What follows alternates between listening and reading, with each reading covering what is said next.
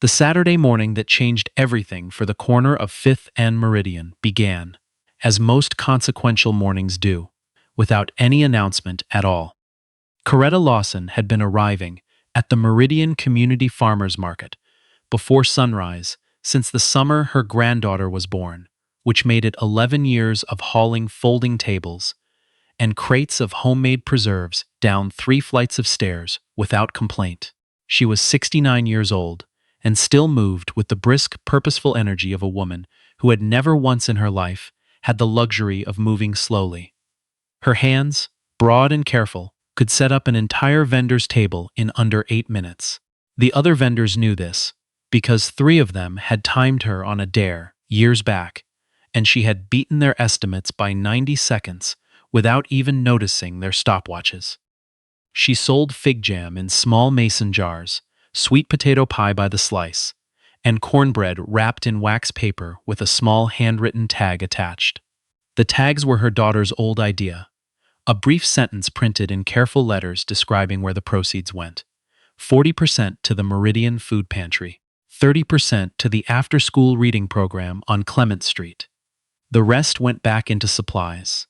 Coretta had never once taken $1 home, and everyone who visited her table knew it. That morning she wore her Sunday cardigan, a deep burgundy her daughter had given her 3 Christmases ago, because the October air carried a particular bite, and she had promised herself she would stop pretending she was impervious to cold. She brewed coffee before dawn, drank it standing at the window the way she had every morning since her husband passed 8 years earlier, and spoke quietly to the photograph on the counter, the way she always did before leaving the house. "Going to market," she told the photograph. "Back by noon. Keep an eye on things while I'm gone." She took the bus.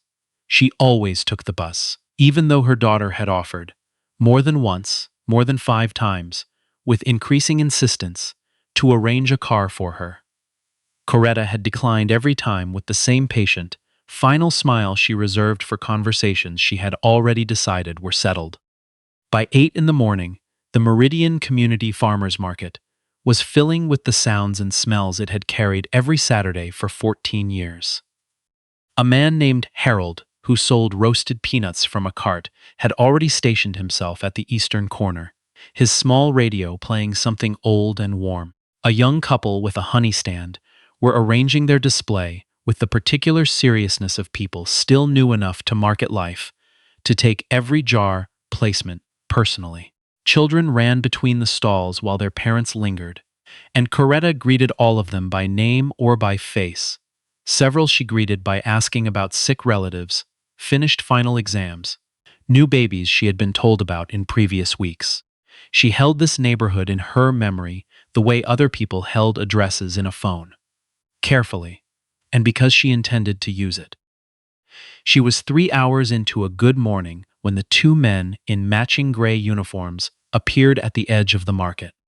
Their jackets carried the logo of Meridian Point Security, the private contracting firm recently hired by the Hargrove Development Group, whose newly completed glass tower of condominiums stood on the block immediately adjacent to the park. The tower had been the subject of 14 months of community board meetings, most of which Coretta had attended, and all of which had ended the same way, with the development moving forward regardless of what was said in those rooms. The taller one was named Dwight Ferris, 37 years old, broad-shouldered, with the particular swagger of a man who had recently been given a uniform and found that it had rearranged his self-understanding considerably. The other one, Todd Eckhart, was younger, quieter, though not the thoughtful kind of quiet, the absent kind. He followed Dwight the way a shadow follows a body, without independent direction, agreeing with whatever Dwight said before Dwight had finished saying it. They moved through the market with the deliberate, unhurried pace of men who had already decided what they were going to do, and were simply navigating toward doing it. Several vendors watched them approach and exchanged glances, the particular glance of people who recognized that kind of walk and what it usually meant. Coretta noticed them before they reached her. She noticed most things. She kept setting out her last row of jam jars with the same steady hands and did not change her expression when they stopped directly in front of her table. "Morning," she said pleasantly. Dwight did not return the greeting. He explained, in a tone clearly rehearsed for something closer to authority than he actually possessed, that the area where her table was stationed fell within the jurisdiction of Hargrove Development's contracted perimeter. That vendors operating within that perimeter without a Hargrove-approved permit were in violation of the property agreement. That she would need to pack up and relocate to the other end of the market. Coretta listened to all of this without interrupting. Then she reached under her table, withdrew a laminated card from the zippered front pocket of her bag, and placed it on the table in front of him. Her city-issued vendor license, current, stamped, listing her assigned location as precisely the spot where her table now stood. "I've been in this exact spot every Saturday for 11 years, she said. "The city assigns our locations." Dwight glanced at the card the way a man glances at something he has already decided not to be persuaded by.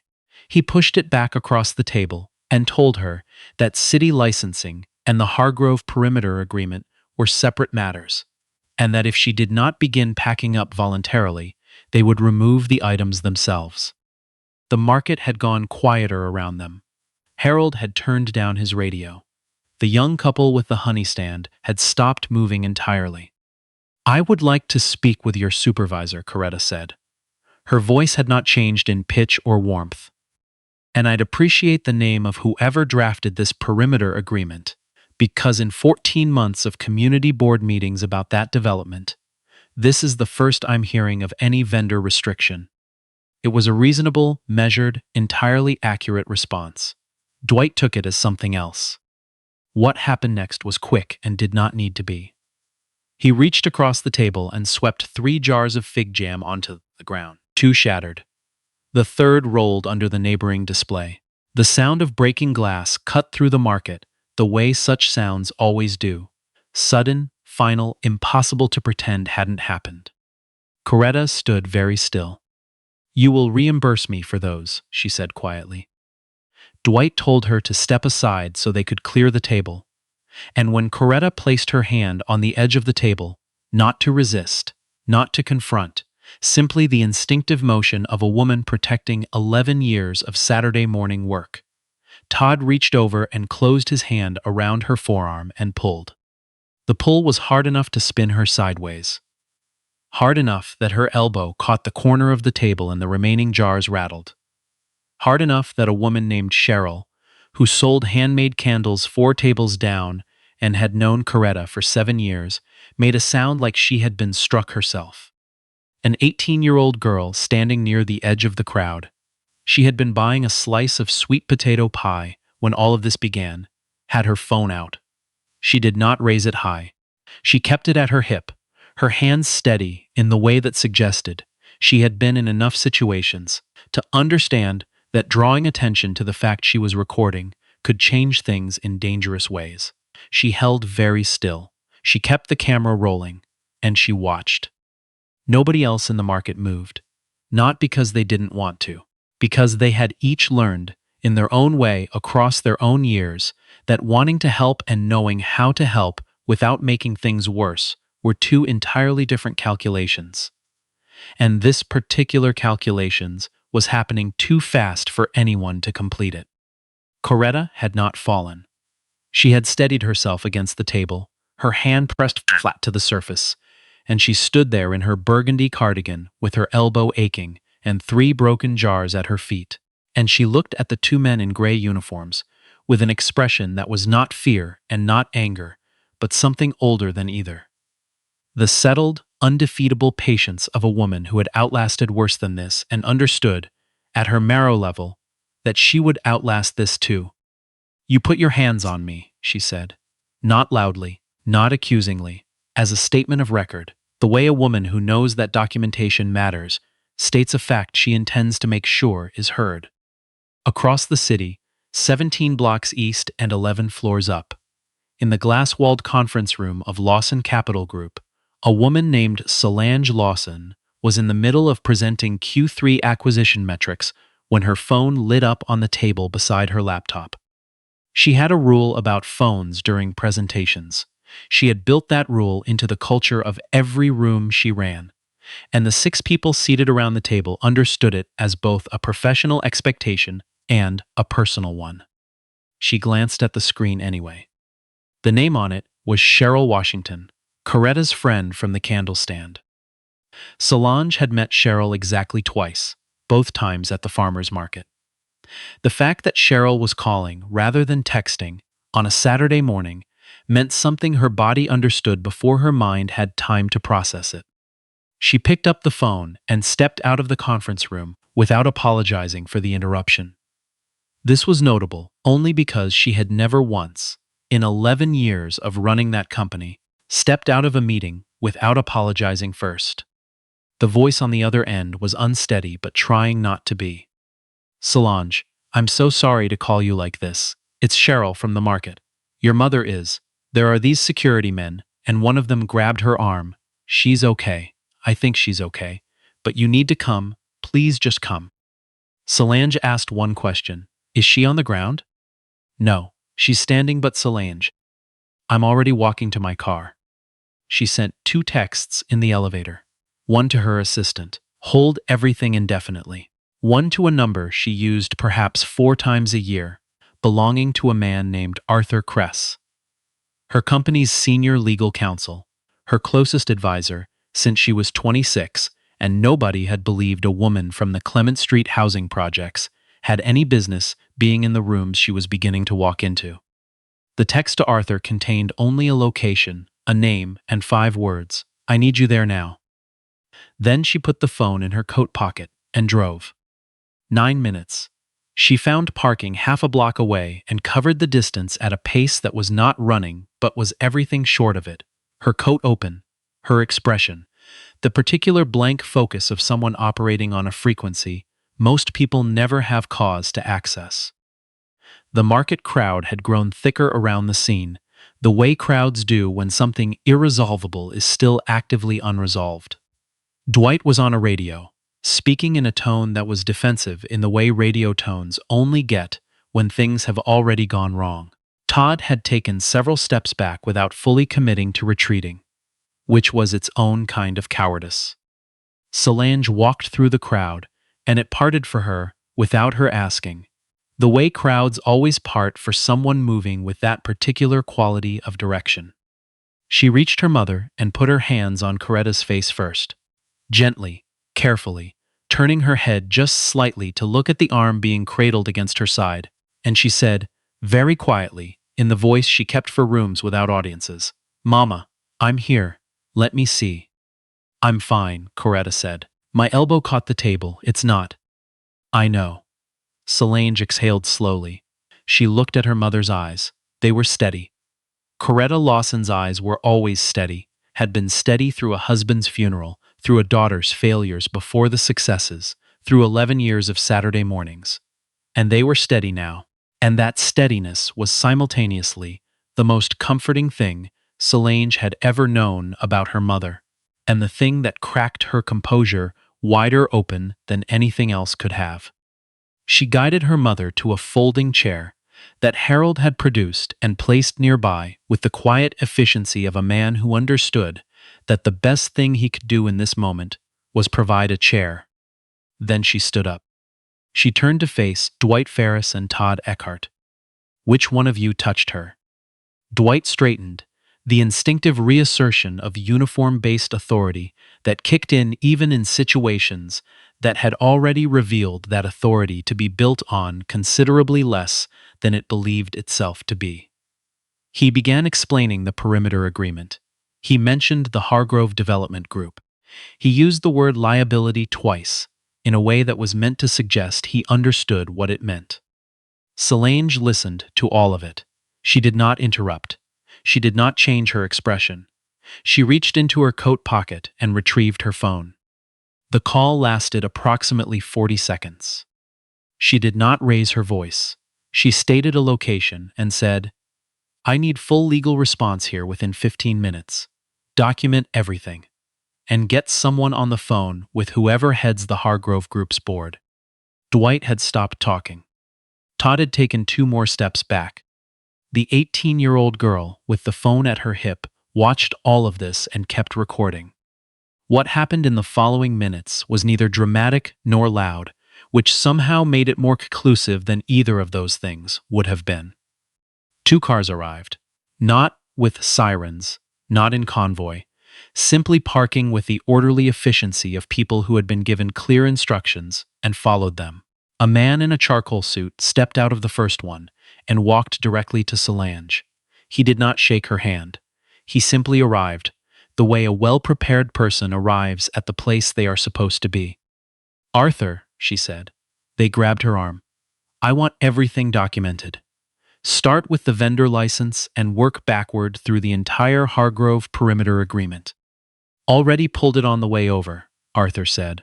"The boundary they described doesn't extend to this market zone." It never did. Either their contractor told them something incorrect, or they were running a bluff and hoping no one would check. Dwight Ferris, standing close enough to hear every word, made no sound at all. A city council liaison arrived 12 minutes later, called by someone in Solange's network. She maintained, without apology, 4 people on retainer whose specific function was knowing which official call, which person in which situation. The Hargrove Development Group's regional director, a man named Stephen Calloway, who would have preferred to spend his Saturday anywhere other than a farmer's market, in the middle of a brewing legal crisis, arrived 32 minutes after that, and stood very still when his assistant whispered to him who Coretta Lawson's daughter was. By then, photographs of the shattered jam jars and Coretta's cradled arm had spread across 3 neighborhood social media groups.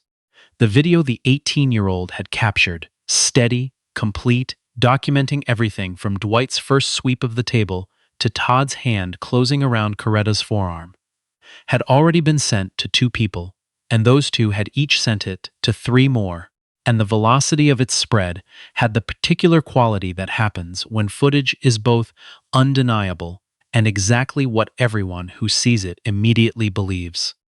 By evening, the Hargrove Development Group issued a statement. By the following morning, they issued a second one that directly contradicted the first in several important ways, which is generally not considered a communication strategy that projects confidence. Dwight Ferris and Todd Eckhart were placed on administrative leave within 24 hours, and the contracting firm's agreement with Hargrove was under review.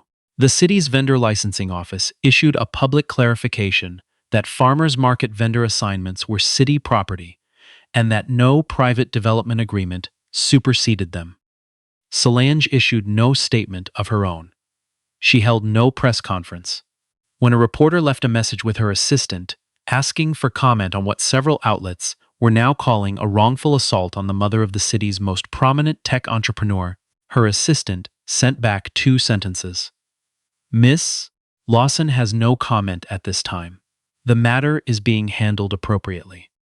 What Solange was doing instead of speaking to reporters was sitting at her mother's kitchen table, which was where she had always done her most important thinking, even when the thinking had nothing to do with her mother's kitchen. Coretta set tea in front of her and sat down across with her own cup and her elbow in a soft brace. A minor sprain, the ER had said, nothing that wouldn't resolve in 10 days. And they were quiet together in the way that is only possible between people who have long since stopped needing sound to communicate. "You're thinking about what to do next," Coretta said. "I'm thinking about what you want me to do next," Solange said. Coretta looked at her daughter across the rim of her cup. Solange was 41 years old and worth more than most people in this city would earn across several lifetimes, and she was sitting in her mother's kitchen on a Saturday evening with her shoes off and her coat folded over the back of the chair, and she looked, to Coretta, approximately the same as she had looked at 11 years old, sitting in that same chair asking what was for dinner. "I don't want money," Coretta said. "Before you say anything about lawsuits or settlements, I want you to hear that first." "I already knew that." "Then what are you thinking?" Solange wrapped both hands around her mug. She had been running numbers in her head for 3 hours, which was what she did when other people might have been crying. She had already cried, briefly, in her car in the hospital parking lot, before going inside to find her mother. She had given herself 4 minutes, and then she had stopped, and she had gone in. The Hargrove building has 40,000 square feet of ground floor commercial space, she said. Their retail leasing plan is currently about a third filled. They need anchor tenants and community legitimacy, and right now they have neither, because the only thing they're known for in this neighborhood is filing permits that displace 12 existing businesses and then sending private security to break jam jars on a Saturday morning. Coretta said nothing. She was listening. I want to propose something directly to their board. A permanent community vendor hall on the ground floor. 144 square feet per stall, 16 stalls, below market rent capped by a covenant that adjusts with the city's cost of living index rather than the going rate. Priority placement for existing Meridian market vendors for the first 10 years. The kitchen was very quiet. I can make them a case for why that's worth more to them than whatever they'd gain from settling a lawsuit. Because that's the only language Callaway actually speaks. But I'm not doing any of it if it's not what you want. Coretta looked at her daughter for a long moment. What about the market itself? The market stays. This would be in addition to it, not instead. An indoor option for winter months and bad weather. Harold can finally stop setting up his peanut cart in 40-degree wind and pretending he's not cold. A small smile moved across Coretta's face at that. He does always pretend he's not cold, she said. They were quiet again. Outside, the October evening was doing what October evenings do, going dark early, drawing the light in toward the windows, making the inside of a house feel more specifically itself. What do you want to name it? Solange asked. Because if this happens, I want the proposal to go to the board with a name already attached. Something real before they vote on it. Coretta considered this for a long moment. She looked at the photograph on the counter, the same one she had spoken to that morning before leaving for the market. And she thought about 11 years of Saturdays and 14 months of community board meetings, and the broken jars on the ground, and the girl who had stood very still with her phone at her hip and kept recording when everyone else had gone quiet. I don't want it named after me, Coretta said. I know. That girl, Coretta said, the one who made the video. Do you know her name? Solange nodded. Becca Tillman, 18. She lives on Clement Street. She's been accepted to 3 colleges, and she's waiting to see if the financial aid comes through. Coretta looked at her daughter. Take care of the financial aid, she said, and name it the Tillman Community Marketplace, because she was the one who stayed. It took 6 weeks, 6 weeks of conversations that Solange conducted with the particular calm efficiency of a woman who had spent 2 decades learning that the most effective force is never the loudest one. Stephen Callaway came into the first meeting, prepared to offer a settlement figure and leave with his calendar cleared. He left instead with a draft proposal he would spend the next 3 weeks presenting to his board as though the central idea had originated within his own organization. This did not bother Solange at all. She had long since stopped caring who received credit for things she had made happen, as long as they happened. The covenant was signed on a Wednesday morning in a conference room that looked nothing like the Meridian Market on a Saturday. But the result of what was signed there would eventually reach the market and everyone in it. Dwight Ferris and Todd Eckhart were not present, which was appropriate, because the outcome of that Wednesday had nothing to do with them. They had been the smallest moving part in a story that had never really been about them at all. The story had always been about Coretta Lawson and 11 years of fig jam, and 40% to the food pantry, and 30% to the reading program, and a burgundy cardigan chosen, because the morning air was cold, and a woman who had decided somewhere in the decades between young and not young that the most permanent thing she could do with her days was direct them entirely toward other people.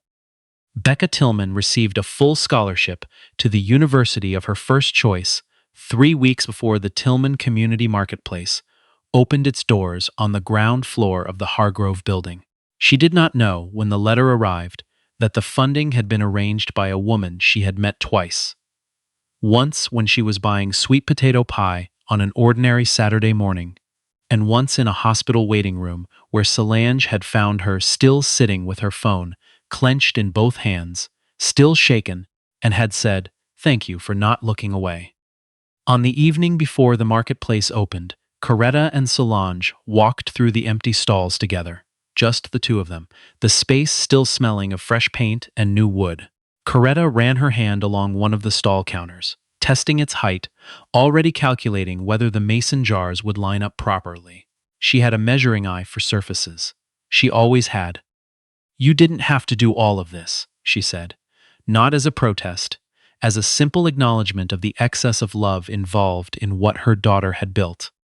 "I know," Solange said. "You could have just let the lawyers handle it." "I could have." Coretta looked at her. "Why didn't you?" Solange thought about the 9-minute drive across the city. She thought about arriving at the market and moving through the crowd and finding her mother standing in her burgundy cardigan with her elbow pressed against her side and her eyes steady, as steady as they had always been. And she thought about how it felt to put her hands on her mother's face and see that steadiness, looking back at her, and understand all over again what it had cost Coretta to be that steady for that long, across all those years, in all those rooms where the outcome was never guaranteed, and the only thing a woman could control was whether she showed up anyway. "Because lawyers handle paperwork," Solange said finally. "I came because you're my mother." The overhead lights clicked on one by one in the way that new buildings do, a little uncertain at first, finding their brightness slowly. And the space that had been nothing but steel and glass, and an argument about property lines, became, in that light, something that felt as though it had been waiting to exist for a long time. Coretta picked up her canvas bag from the counter, where she had set it down when they walked in. She was already planning next Saturday. The jars, she had decided, would go on the second shelf, eye level for the children.